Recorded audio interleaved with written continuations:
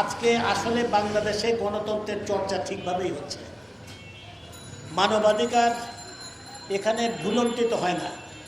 BNP যাদের তাবেদার, যাদের লেজুবৃত্তি করে সেই দেশেই, সেই মার্কিন যুক্তরাষ্ট্রেই আজকে মানবাধিকার লুণ্ঠিত হচ্ছে, মানবতা লুণ্ঠিত হচ্ছে।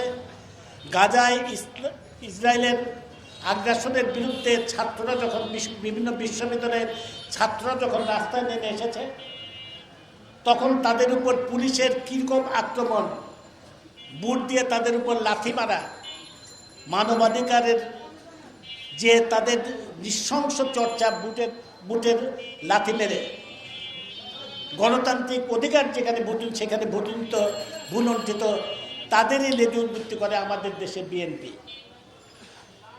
আজকে গণতন্ত্রের কথা বলে হাসি পায় তাদের এই গণতন্ত্রের কথা। আজকে আমাদের দেশে গণতান্ত্রিক কোনো কর্মকাণ্ডে বাধা দেওয়া হয় না। আমাদের দেশে বাধা দেওয়া হয় সন্ত্রাসী কর্মকাণ্ডে। যারা রাজনীতির নামে সন্ত্রাস করে, সন্ত্রাসী কর্মকাণ্ড করে, তাদের বিরুদ্ধেই আজকে আইন শৃঙ্খলা রক্ষা বাহিনী সাধারণ মানুষের জানমাল রক্ষার্থে রুখে দাঁড়ায়। আমি কথা বাড়াতে চাই না।